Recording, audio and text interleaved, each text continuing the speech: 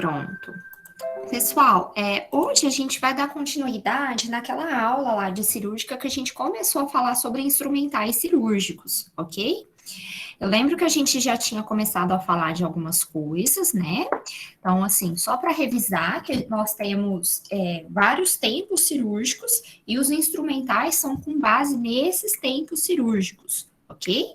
Então, lembrando que a gente tem o diérese, que é o momento, né, que a gente vai fazer o corte. Então, os instrumentais, como exemplo, são os bisturis, são as tesouras, né? Nós temos a hemostasia, que nisso inclui o controle de sangramento. Então, a gente pode ter pinças, a gente tem bisturi elétrico. A gente tem a exérese, que é a cirurgia propriamente dita. Então, a gente vai ter materiais voltados para esse tipo de ação.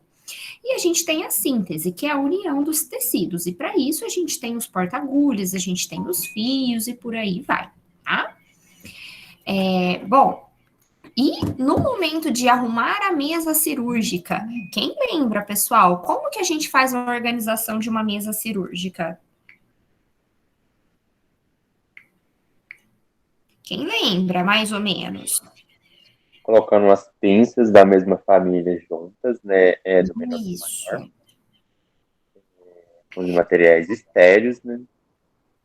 Isso mesmo. Então, mais ou menos falando, são pinças da mesma família ou instrumentais da mesma família, porque a gente tem vários tamanhos diferentes. Quem lembra daquele vídeo lá que eu passei semana passada, tem vários tamanhos, comprimentos diferentes, né? E a gente precisa organizar essa mesa de acordo com a ordem que vai ser realizada a cirurgia. Então, é por isso que é organizado de acordo com os tempos. Primeiro a gente vai fazer o corte, depois a gente vai controlar o sangramento, depois a gente vai ter a finalidade cirúrgica propriamente dita para depois fechar. Então a mesa tem que ser organizada dessa forma, ok? E é fácil, gente, montar uma mesa cirúrgica? Não. Não. Não. Então é por isso mesmo, pessoal, que a gente precisa continuamente se aprimorar com relação a isso. Quem for trabalhar nesse setor, logicamente que vai receber um treinamento, porém não é tão fácil assim, tá? Então eu mostrei já para vocês os instrumentos de diérese, né? Que são os instrumentos, então, para o corte dos tecidos. Nós temos diferentes tamanhos de bisturi. Isso daqui eu lembro que eu já mostrei para vocês, né? Vou passar rápido porque eu já passei. As tesouras, a gente viu vários nomes também. E eu falei sobre essa parte, gente, instrumentos de preensão? Não lembro agora. Não. Não, né? Não. Acho que eu parei só no diérese. Beleza. Bom, pessoal, aqui então agora a gente vai ver instrumentos de preensão. O que é isso? São aqueles destinados, pessoal, para agarrar os tecidos, né? Então, como o próprio nome diz, preensão, chamados pinças de dissecção. Eles promovem a hemostasia, que é a fase de contenção do sangramento dos vasos. As pinças são usadas para hemostasia temporária, tá? Então, por exemplo, como a gente tem aqui, pinça de Addison com dente. A pontinha dela, ela tem um dentinho, que ele parece uma bolinha, na verdade, né? E isso promove também a hemostasia. A gente tem vários tipos de pinça. Ó, essa daqui é a pinça de Addison sem o dente, né? Que às vezes... Oi, pode falar. Você já falou sobre isso. Já? Já, sobre as pinças já. Então vou passar mais rápido. Vocês viram até aqui. E essa parte 3 aqui, instrumentos de hemostasia definitiva? Isso eu já falei? Eu acho que essa daí não. Tá, ó. Aqui pinça de Kosher, Kelly. Não, viu sim. Não, já falou já. Tá. Crille, mosquito. Vocês lembram de eu ter falado da de mosquito? Lembro. Sim. Tá. Instrumentos de exposição, não. Ó, afastadores. Não, esse não. Beleza.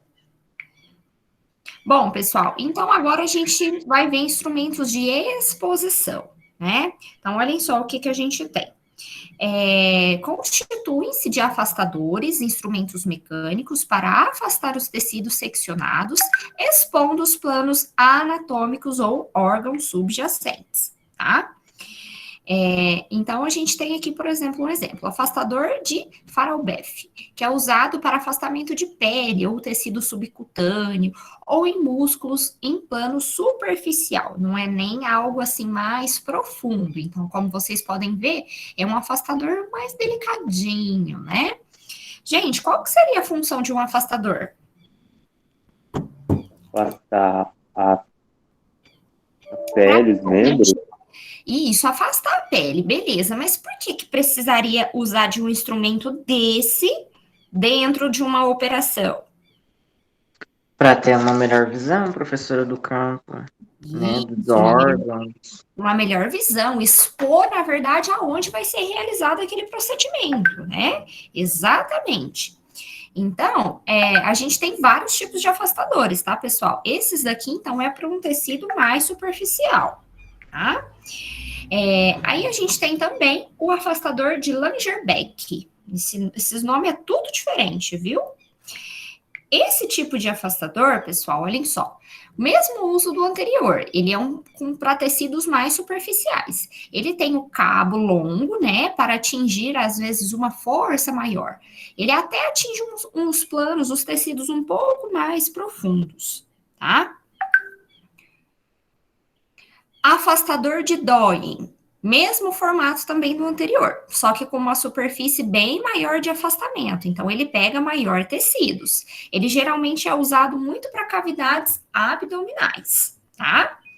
Nossa, professora, e quem trabalha dentro desse setor precisa saber todos esses nomes? Sim, precisa ter noção e saber de todos esses nomes, gente. Porque na hora da cirurgia, o médico vai pegar e vai falar, passa o instrumental tal, vai falar o nome do material e você vai precisar entregar.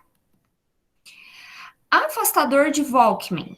Possui garras, ele tem, parece um garfinho na pontinha dobrado, olhem só, parte curva, dando mais aderência para os tecidos, usado somente em planos musculares, então, para afastar tecidos musculares, tá? Aqui, afastador de Doyen, já passei. Espátulas, também temos diversos tipos, espátula maleável, espátula de Daver, espátula de Reverdin. As espátulas, pessoal, elas são lâminas de várias larguras, de vários ângulos diferentes, que podem ser usados na cavidade pleural ou abdominal. O que é a cavidade pleural mesmo? Quem lembra da anatomia? Pleura é uma camada viscerosa que recobre os órgãos abdominais. Isso. Na verdade, é o órgão abdominal, reveste o que mesmo? Não entendi a pergunta. Pleura não é de órgão abdominal, é do pulmão. Ai, gente, eu confundi com uma outra aí. Com peritônio, deve ser. Deve ser com peritônio. Isso aí, Faz mal, tá não. certo. O pleura é do pulmão. Isso, que reveste, então, a cavidade do pulmão, e no caso, se for abdominal, vai ser o peritônio, né? Então, as espátulas também têm uma função muito semelhante dos afastadores, né? Mas que servem, então, para essas membranas, gente, que são teoricamente mais sensíveis, ok? Elas são adaptáveis a qualquer necessidade durante o ato operatório. Temos afastadores também autoestáticos, que são compostos de peças acopladas entre si, de tal modo que, uma vez que colocados e abertos, eles mantêm estáveis, tá? Eles ficam lá quietinhos. Por exemplo, olha aqui, afastador de Gosset, usado para afastar a parede abdominal. Então, vocês conseguem já observar, só de olhar nessa imagem, gente, que parece que ele dá uma estabilidade maior ou não? Porque o outro a gente precisa segurar, né? Os outros é o próprio cirurgião, o próprio assistente que tem que ficar lá segurando. Sim. Então, esse daqui ele promove, então, a maior estabilidade, além de segurança também, né? Na hora do ato cirúrgico. Nós temos também um afastador de Balfour, que é semelhante também ao anterior, sendo mais robusto, possuindo a terceira lâmina curva, né? Então, observem que ele ainda tem o auxílio de um meio de outro afastador. Então, ele afasta as laterais e também meio que a região central ali daquele local. Também apoiada em um braço deslizante. Então, essa parte aí que tá aí central vai ser de controle, obviamente, do cirurgião, ok? Tudo bem até aqui? Sim. E qual que vai ser a escolha para qual tipo de afastador? É o médico, obviamente, que vai decidir isso, tá, pessoal? Porém, depende de qual que é a quantidade de tecido que a gente precisa afastar, enfim, eles levam em consideração isso. Afastador de finocheto. Então, olhem só, usado em cirurgias de tórax para abertura dos espaços intercostais ou médio-esternal. Esse daqui eu acho que já deve ter até visto, gente, no Grey's Anatomy. Quem já viu isso daí no Grey's Anatomy? Esse a gente vê muito. Esse aí, ele Lá, aparece bastante nessas parece. séries aí, por aí vai. Então, a gente tem os autoestáticos, né, que são usados, então, para abertura da cavidade abdominal e retroesternal. Então, aqui, por exemplo, o de Gosset. E a gente tem também o de Finocheto, igual vocês viram, que geralmente é para tórax, ok? Espaços intercostais.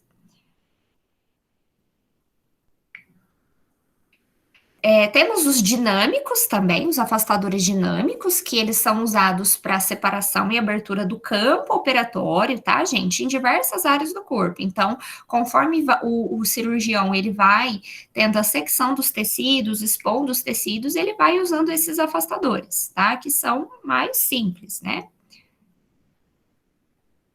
Maneira correta de proteger as bordas para a colocação do afastador. Não é simplesmente ir lá colocar direto em contato da pele. Eu preciso de proteção de um campo, gente. E é lógico que para isso vai ser uma compressa estéreo, vai ser um campo estéreo, né? E vocês também vão oferecer isso. Vocês não vão posicionar. Vai ser o médico que vai fazer isso, o cirurgião. Então ele vai lá, compressa estéreo. Você pega e entrega para ele que ele vai colocar isso, então, de forma ali ao expondo o local do paciente e o afastador fica diretamente em contato com essa região. Tudo bem? 5. Instrumental especial básico. O que seria isso? Exposto de acordo com a especialidade cirúrgica. Então, pode ser diversos tipos, gente. Cada cirurgia tem uma finalidade, né? Se for gastrointestinal, se for uma cirurgia torácica, uma cirurgia cardiovascular ou ortopédica, ginecológica, oftálmica, enfim. São instrumentais especiais de acordo, então, com a especialidade daquele tipo de cirurgia, ok? Aqui a gente tem instrumental, então, para cirurgia gastrointestinal, pinças, né?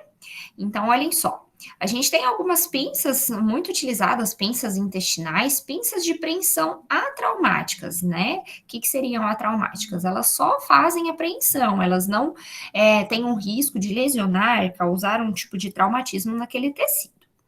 Serve, então, para preensão de tecidos ou vísceras, né?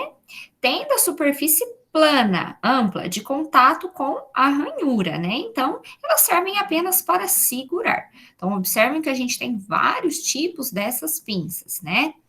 Ai, que tipo de tecido, gente? É víscera mesmo. O que é víscera? Segurar o intestino, segurar, enfim, fazer uma exposição, sei lá, do apêndice, do útero, recobre vísceras, ok? Aí a gente pode ter aqui um exemplo, pinça de Babcock, né? Então, olha que nome bonito, né? E a pontinha dela, gente, é realmente achatada desse jeito para segurar mesmo aquele tecido. Pinça de Durval, observem que já mudou como que ele vai segurar, que ele é mais triangular, mais achatado, então tem outro tipo de preensão. Mas aí vocês vão perguntar, qual que é a diferença de segurar dessa com da outra? Não tem muita diferença, depende da espessura daquele tecido, e é o cirurgião que vai decidir isso, tá, gente? Pinça de Collin. Essa pinça de Collin, igual está aqui na foto, gente, aqui na pontinha onde ela segura, ela tem várias ranhuras, né, que é uns abalamentos assim mesmo, então que ela consegue prender e segurar mais, ok? Pinças de preensão traumáticas, né? Então, olhem só, tem o poder maior de preensão por denteamento fino nas superfícies de contato. Então, a gente tem, por exemplo, aqui, pinças de Alice, então observem o jeito que é essa pinça. Pinça de Chaput também. Deixa eu autorizar aqui. Pinça de Rochester, então a gente tem dois tipos diferentes. A de Rochester reta e a de Rochester curva, né? Esses é um tipo de pinça homeostática, né? Porém, muito robusta, com pontas longas também, que serve, então, para pinçamentos de pedículos, tubos ou de alça intestinal ressecada, né? Ela é um pouco maior da pinça de Crille. Gente, quem é leigo e quem não conhece muito desses instrumentais deve estar pensando, meu Deus, mas é tudo parece que igual, é tudo muito parecido. O que vocês estão achando, gente? Vocês estão achando que tá tudo igual? O que vocês estão achando disso? Me fala.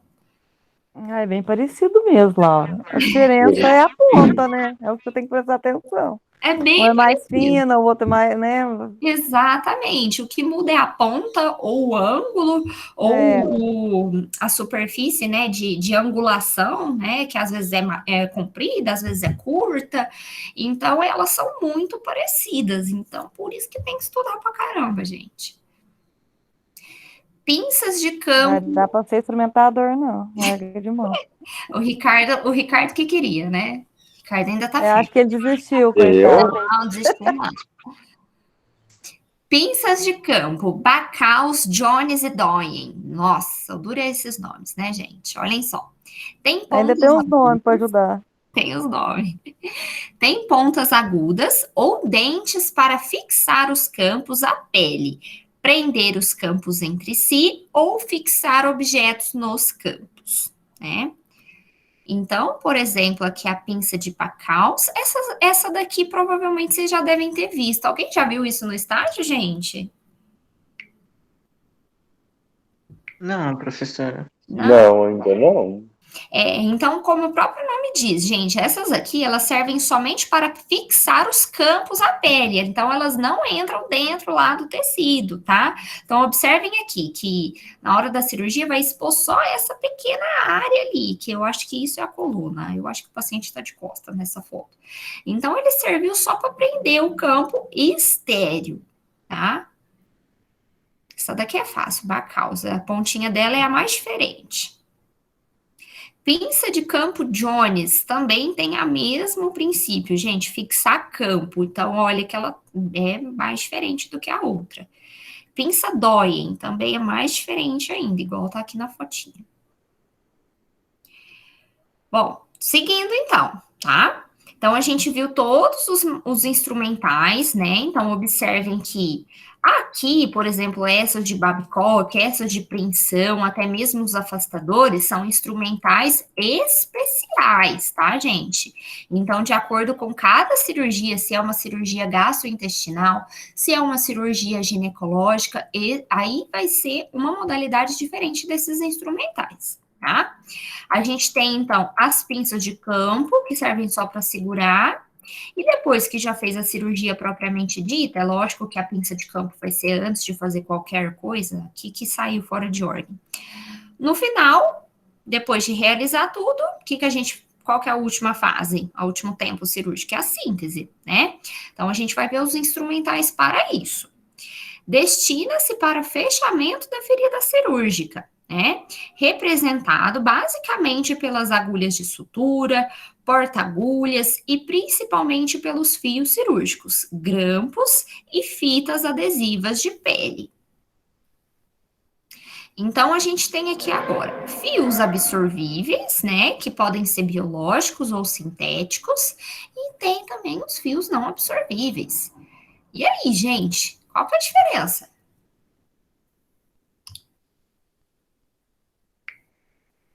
Um tem que ir lá tirar, né, Laura? E o outro não.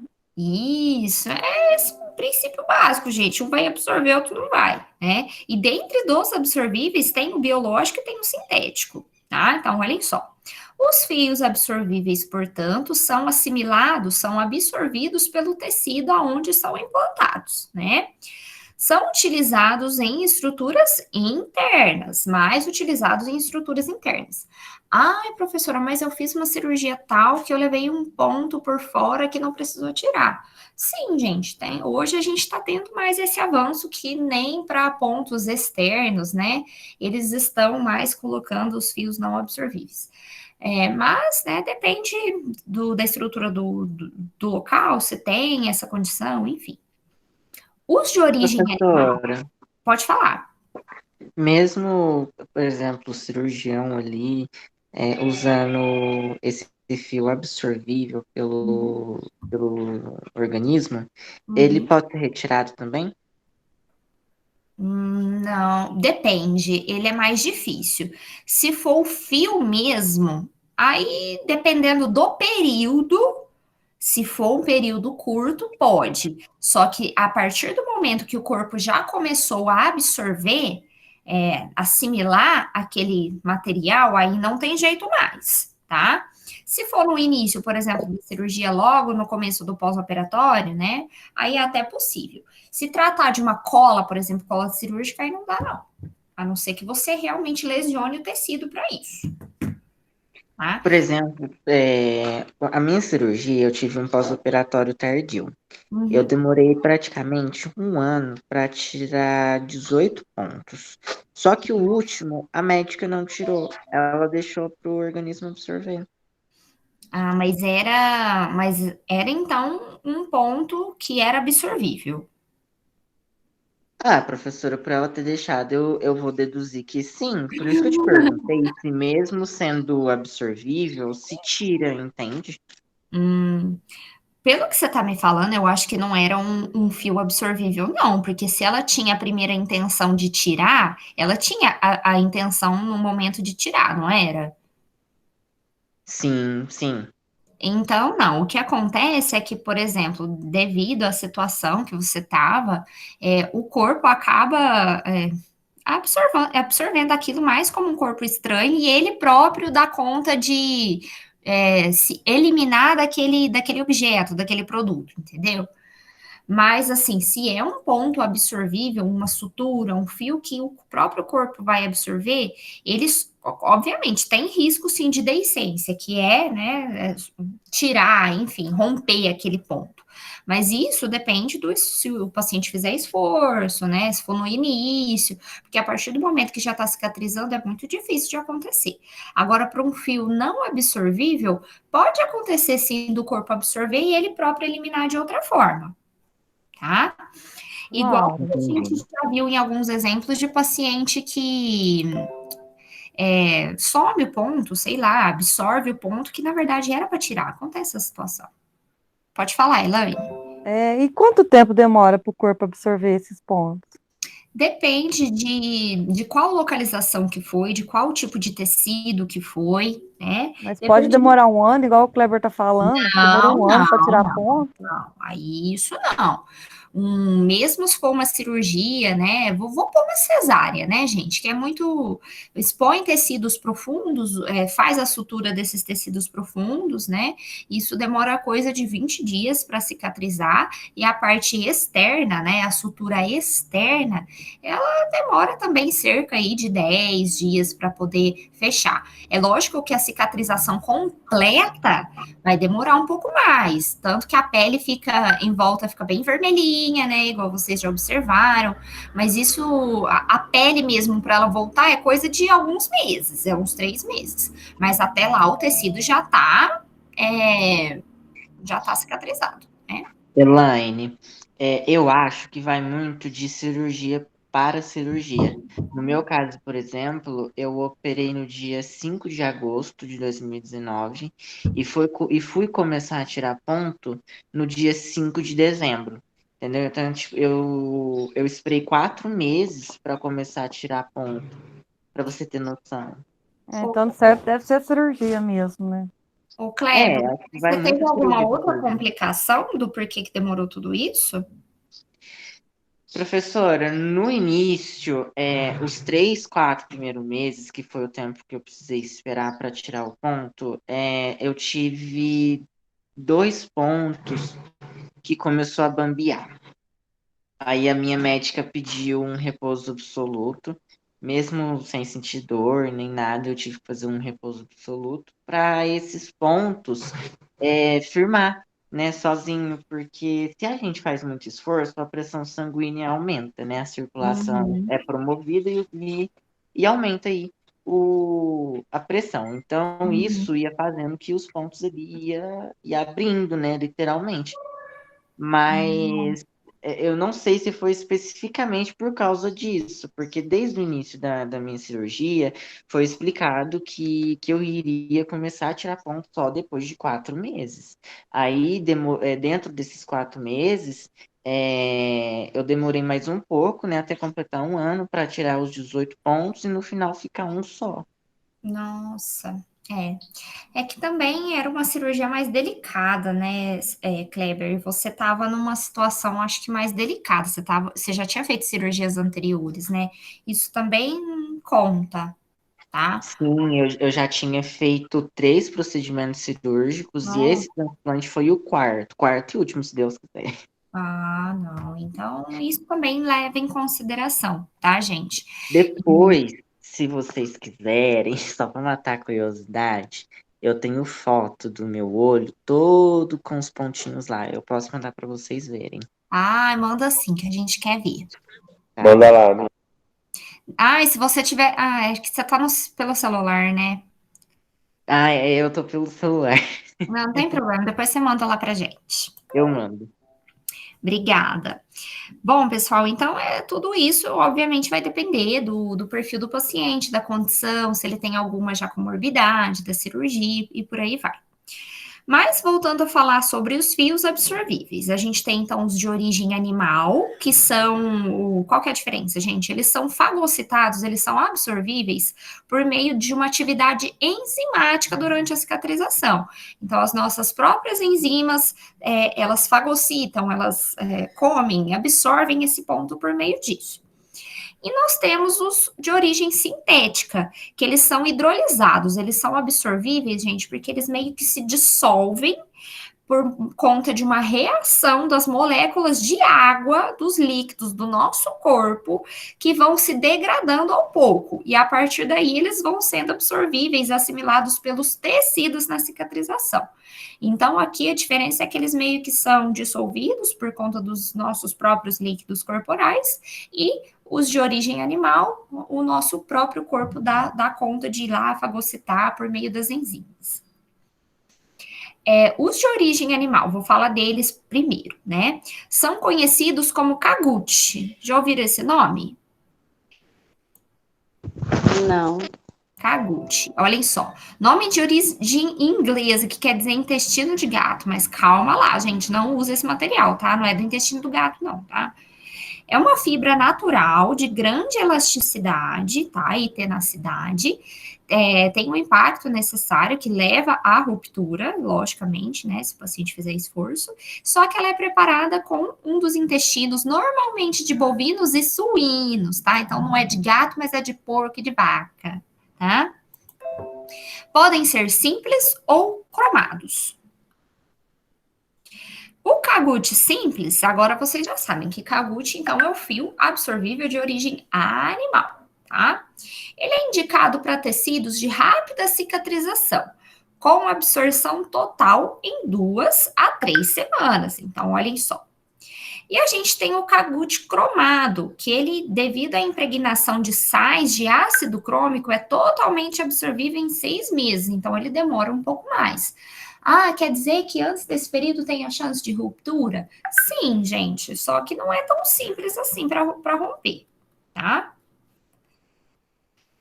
Depois eu pensei que tinha foto, deixa eu ver se tem foto. Ah, tem foto, beleza. De origem sintética, então, como que é esses fios absorvíveis de origem sintética? Eles são por meio de um ácido, gente, que é um ácido poliglótico, que é um fio multifilamentar com excelente maleabilidade. O ácido, ele é um material sintético obtido por meio de polimerização, tá? Do ácido glicólico. Nossa, todos esses nomes diferentes. Eles são utilizados geralmente em cirurgias ginecológicas, cirurgia geral, operações urológicas. Então, só para tratar, que aqui eu estou falando ainda dos fios absorvíveis, ok? Tudo bem? Aqui, então, fio sintético, ó, então, olhem só, e o fio biológico, que é o famoso Kagut, ok? Então, quando vocês lembram lá do Grey's Anatomy da vida, que eles vão lá e falar prolipilene, Kagut, então vocês já sabem do que eles estão falando, tá? Que são os fios. E a gente tem também os fios não absorvíveis, né?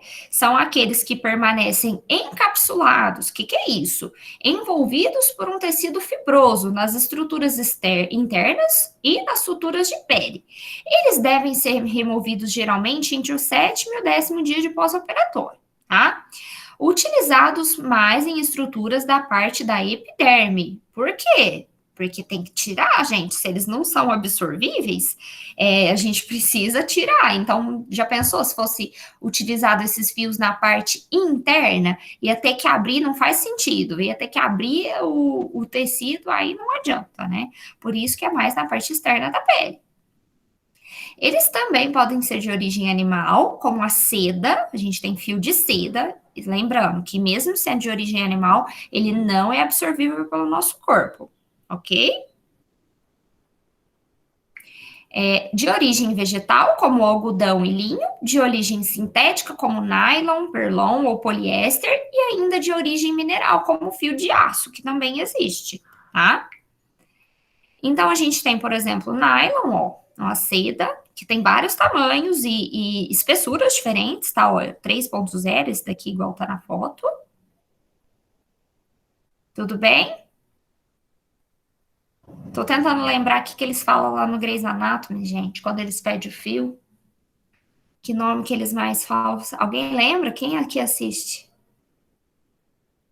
Eu não lembro também, não. Eles falam muito, acho que é o... Pra falar a verdade, eu nunca prestei atenção nisso, não, Laura. Mas agora vocês vão prestar atenção mais. Agora eu vou prestar. Eles costumam falar, gente, Vicryl, que é também não absorvível, tá? O nylon de seda. Eles costumam, depois vocês prestem atenção nisso. Bom, a gente tem também os porta-agulhas, né, pessoal? Que, por exemplo, as agulhas curvas devem ser colocadas na ponta do porta-agulha, a uma distância de 1/4 do fundo dessa agulha. Não se usam porta-agulhas com agulhas retas, isso tudo para fazer sutura, tá, gente?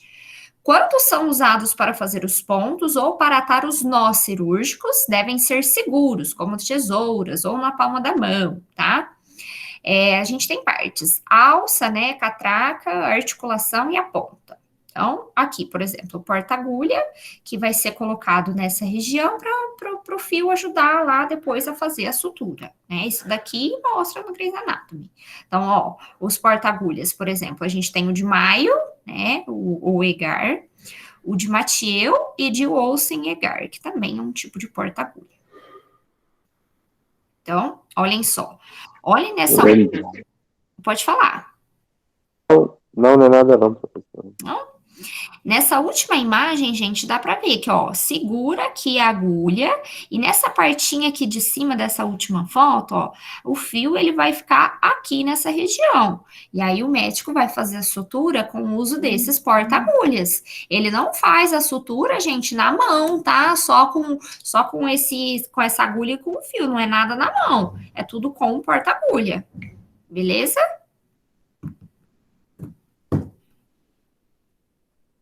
Aqui é mostrando a parte de baixo, ó, do porta-agulha, que tem uma haste aqui para controle, ó, de onde vai encaixar certinho, né? Olha a ponta aqui desse porta-agulha. Aqui outra foto. E nós temos também a possibilidade de usar os grampos, gente, mas isso, pelo amor de Deus, são grampos cirúrgicos, tá? Vocês já viram algum paciente com esse tipo de sutura que é em grampos? Não. Não? Pode ser também. Não, só em filme mesmo, professora. O quê?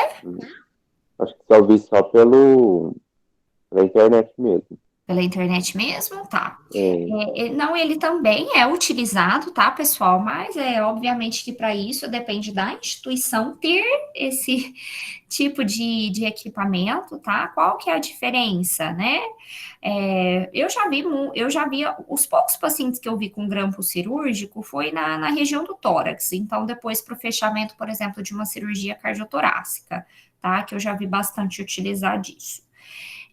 Não tem relativamente diferença, na verdade, eu acho até um pouco mais agressivo do que a sutura com o fio não absorvível, com qualquer tipo de sutura que faz, porque na hora que você coloca, vai ter uma abrasão maior, uma força maior na pele ao redor, então não tem nada comprovado que gera, por exemplo, mais infecção, não é nada disso, até mesmo porque é estéreo. Mas eu acho um pouco mais abrasivo, um pouco mais forte do que fazer o ponto comum. A diferença é que ele é muito mais rápido, né, gente? Então, olha a facilidade e a comodidade do cirurgião. É só ele pegar e ir lá e grampear o tecido. Se for com a sutura, ele ia ter que ir lá, fazer o ponto certinho, bonitinho, que demora muito mais. Então, aí a gente tem a comodidade, né? Tá bom, Kleber. Eu não olhei aqui no Zap. Vou mostrar aqui para o pessoal. Eu só vou terminar de apresentar a aula, aí no final eu já mostro, tá? Bom, a gente tem também a possibilidade do uso de fitas cirúrgicas, gente, como possibilidade de síntese também, tá? Só que isso, obviamente, que vai ser para feridas ou tecidos superficiais, tá?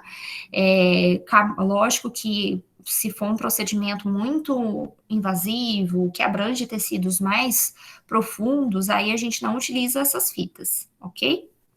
Professora, Hum. essas fitas, por exemplo, é o material usado para o procedimento que eles chamam de ponto falso. Sim, pode ser usado como ponto falso. Pode.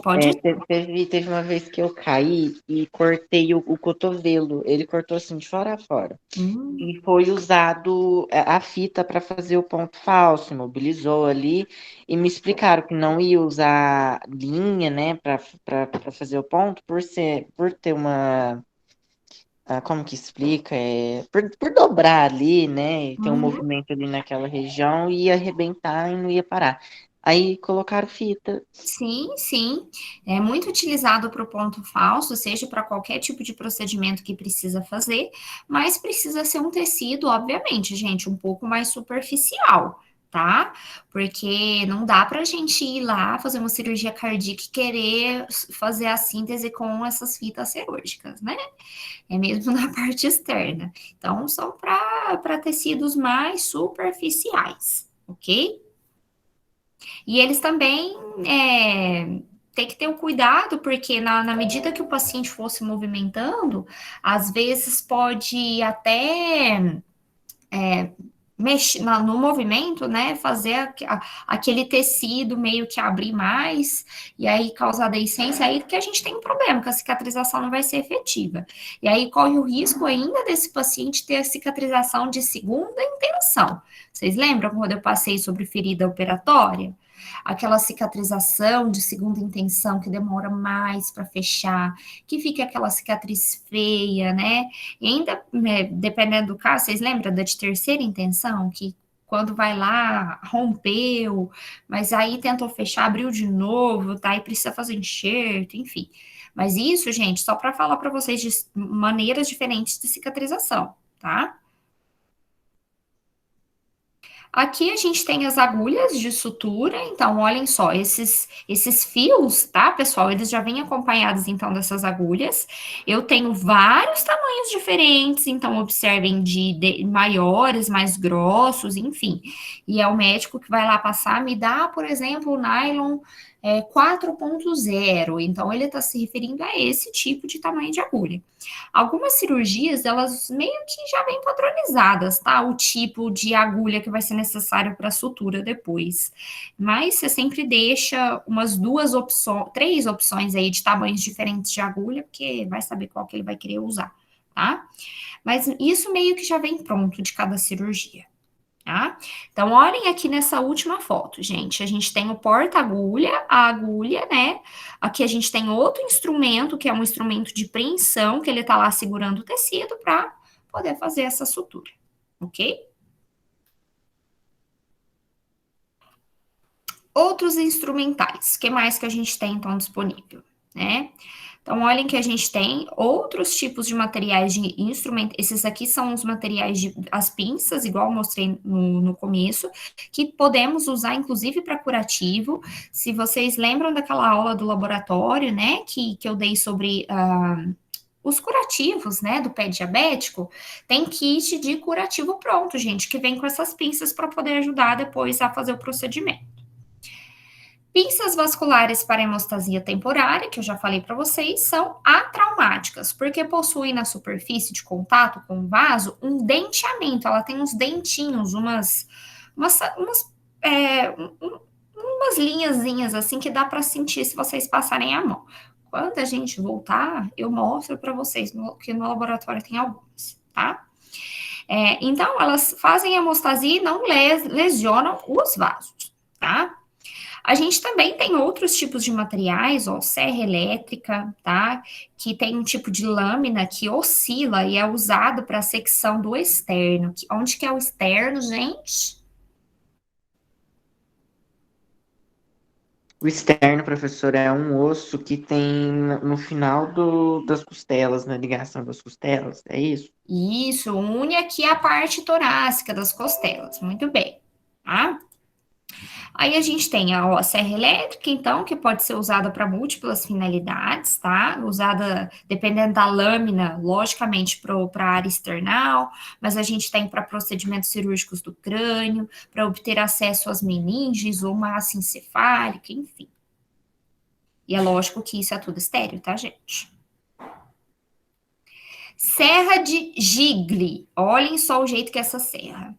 Ela pode ser, pessoal, por meio de um arame de aço de superfície corrugada. Então, ela é exatamente dessa forma. Acionado por tração das mãos em movimento de vai e vem. Então, igual vocês estão pensando no marceneiro que mostra lá que está lá serrando aquela peça de madeira, aqui a gente tem esse tipo de serra que também é de movimento de vai e vem. Tá? Pinça de Moynihan. É um instrumento longo de pontas finas do tipo homeostáticos, ideal para pinçamento de pequenas estruturas na profundidade, tá? Então, aqui eu tô mostrando, gente, alguns outros materiais que são, na verdade, materiais especiais, tá? Que dependendo da cirurgia, o médico vai solicitar isso daqui também. Ponta de aspirador de campo. Então, aqui a gente tem a presença desses aspiradores, que são aspiradores de ponta rígida, aspiradores metálicos, tá? Então, ó, são tubos metálicos especiais conectados a uma fonte externa de vácuo ou aparelho de aspiração, através, então, de um tubo flexível de borracha para retirada de sangue ou secreções do campo operatório. Mas aí eu pergunto para vocês, gente, por que a gente tem que usar esse aspirador de ponta rígida e não o aspirador de silicone, igual vocês já viram para aspirar, por exemplo, traqueia, enfim? Por que tem que ser o aspirador de metal? O que vocês acham? Às vezes pode correr o perigo, professora, de sugar o órgão, lesionar alguma coisa assim? Mas o de silicone, você diz? Bom, a sua pergunta foi o porquê que uso de metal e não de silicone, né? De alumínio, uma coisa assim. Isso. Eu acho que É pode pela ser por questão causa da disso, higienização depois da esterilização? tem a Sim. ver também. Também, mas pensem comigo, pessoal, tá lá o paciente aberto na mesa operatória. Se a gente usar o aspirador de silicone, o descartável, que é o que vocês conhecem, ele não tem uma capacidade de sugar assim tão efetiva, grandes extensões de fluidos, né, de sangue, por exemplo. Sem contar que no momento lá de uma cirurgia que eu tenho, grande exposição de sangue, ele meio que pode até se confundir com o tecido e às vezes fica lá perdido o aspirador. Ele não consegue nem visualizar muito bem. Por quê? Porque eu preciso de algo rígido, que mostra que o aspirador está ali, tá? Porque vocês já viram, né? Esquecer as compressas, esquecer um monte de coisa no paciente. Então, às vezes, esse tipo de sonda, né, descartável pode sim até ser um fator de confundimento na hora. Mesmo que não vai ser o cirurgião, porque igual mostra lá no Grey's Anatomy, fica lá uma pessoa sugando lá aquele campo, né? Mas mesmo assim, e além dele não ter essa força para sugar tão grande, o de silicone, ele pode até se confundir no meio dos tecidos, tá? E, obviamente, que a gente tem essa questão de ser estéreo também, tá? Então, esse tipo de material volta lá para o CME para poder ser higienizado e ir lá para a autoclave, fazer a esterilização, ok? Aqui o bisturi elétrico, então, já falei para vocês, né? O bisturi elétrico, ele pode ser tanto um material de diérese, quanto um material de hemostasia, porque ele faz o corte e ele faz a cauterização, o controle de sangramento ao mesmo tempo. Necessita, ter corte e coagulação, usado em qualquer cirurgia de médio e grande porte, tá? Aqui eu trouxe outro exemplo para vocês, serra manual de Charriere, né? Também mesmo princípio, gente, vai e vem. Parece bem grotesco esses tipos de instrumento, né? Parece aquelas coisas de torturador, né? Do que esse filme de terror. Eu ia falar isso agora, parece aqueles filmes de terror que enterra a pessoa e coisa assim. É verdade, não, mas isso eu particularmente nunca vi essa serra manual de Charriere. Esses tipos vou falar meio a verdade para vocês, gente. Esses materiais aí estranhos, meio diferentões aí, vocês vão ver tudo mais na ortopedia, né? Eu já falei para vocês que uma cirurgia ortopédica é bem feia, né, gente? Nossa, Deve ser, né? gente, o cirurgia ortopédica, eles usam tanta força, parece que eles querem arrancar o negócio. Depois vocês assistem no YouTube qualquer cirurgia ortopédica para vocês verem. É feio de ver, porque eles colocam força, eles são grossos, meio grotescos. Eles que usam esses materiais tudo esquisito. Pinça para apreensão óssea, SEMB, que é essa daqui chama, tem pontas com denteamento para mobilização óssea, então mobilização do osso, tá? Com várias dimensões diferentes, tá? A gente tem o osteótomo também, então olhem o jeito que é esse tipo de instrumental, que são para secção óssea. O que é secção óssea, gente? O que é seccionar? Cortar o tecido. Nossa, mas cortar o osso? Sim. Se o paciente tiver com uma fratura, por exemplo. Eu preciso, às vezes, moldar aquele osso, enfim. Trépano. Olha o jeito que é esse instrumental. É uma furadeira elétrica especial para perfuração da calota craniana, através de brocas e fresas, sendo também utilizada a serra de Gigli. Tá? Então, isso daqui coloca em contato lá direto, vai lá furando o crânio do paciente.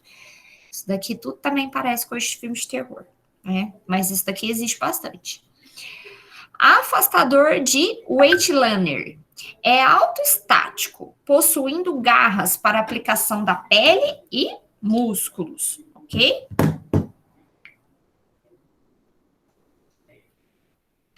Aqui a organização da mesa, então vou repassar de novo, tá? Tem o objetivo de facilitar e organizar o trabalho do cirurgião, uma forma de racionalizar o ato cirúrgico, tornando-o mais eficiente, ok? Então, aqui, novamente, né, mostrando, que está separado por meio dos tempos cirúrgicos. Então, olhem aqui, o quadrante, o primeiro, né, que vai ser o da diérese, primeiro corte. Então, a gente vê bisturi, a gente vê tesoura. Depois, a gente vê o segundo quadrante, hemostasia. Então, olhem só, tem várias pinças para poder fazer o controle do sangramento, né? A gente tem depois aqui geralmente no meio, né? A parte especial, que vai ser daquela cirurgia propriamente dita, né? Aqui, nesse cantinho, a gente tem os afastadores, instrumentais especiais, e por fim, aqui os materiais de síntese. Só lembrando que nesse caso, o paciente vai estar para cá, igual está aqui na setinha.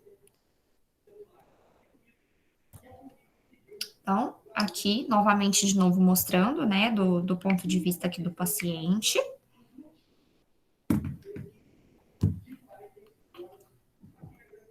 ok? Colocação, então, dos campos. Após a antisepsia, iniciar a colocação dos campos operatórios. O instrumentador, então, entrega ao cirurgião um dos campos maiores, e esse campo é desdobrado das duas extremidades, sendo uma segurada pelo cirurgião e a outra pelo auxiliar, e é colocado sobre as pernas, por exemplo, do paciente. O segundo campo, né, será colocado na parte superior do abdômen, da mesma forma que o primeiro, sendo que suas extremidades deverão ser entregues ao anestesista ou ao circulante, que constituirá uma forma de barraca, isolando a equipe cirúrgica do anestesista. Aí, a seguir, serão colocados 2 campos menores, cobrindo as laterais do paciente. Depois, o que a gente precisa fazer? Lembra daquelas pinças que seguram esses campos, gente? Por exemplo, as pinças de Bacalhau, que elas que vão segurar, deixar aquilo lá preso, né? O passo seguinte será fixar a caneta do bisturi elétrico e a borracha do aspirador, né? Para pequenas operações, usa-se campos menores de tamanhos variáveis, lógico que isso depende de qual procedimento que vai ser, tá? Aqui, por exemplo, ó, segurando esses campos, então essas pinças apenas para segurar onde vai ser o local, ok? Então, aqui mostrando também outras fotos. Nossa, precisa desse tanto de toalha, desse tanto de tecido? Precisa, gente, para a gente expor realmente só a área onde vai ser realizado o procedimento. Isso para a gente garantir uma melhor visualização do cirurgião, uma maior segurança do paciente, por aí vai. Paramentado, então, o instrumentador já pode montar a mesa de instrumentação e às vezes tem uma mesa auxiliar, tá? Antes de receberem os instrumentos, as mesas, obviamente, são cobertas por um campo estéreo e permeável. Em seguida, ele vai abrindo as caixas, né, com que a cobertura não está externa, não está estéreo, só o que está lá dentro que está estéreo. Então, o instrumentador pega essas caixas, apoia sobre uma mesa auxiliar para ir organizando esses instrumentos, que variam de acordo com preferência, mas a gente sempre respeita os tempos cirúrgicos, tá? Todos os materiais, então, instrumentais de uso previsto para o procedimento têm que estar disponíveis e acessíveis e podem ser dispostos em uma mesa principal ou mesas auxiliares. Se for uma cirurgia muito grande, extensa, às vezes precisa até de 2 mesas, tá? Então, é por isso que é mesa principal e mesa auxiliar. Na mesa principal, os instrumentos, então, costumam ser separados conforme seu grupo e tempos cirúrgicos que serão utilizados, igual vocês já viram que eu já falei várias vezes aqui.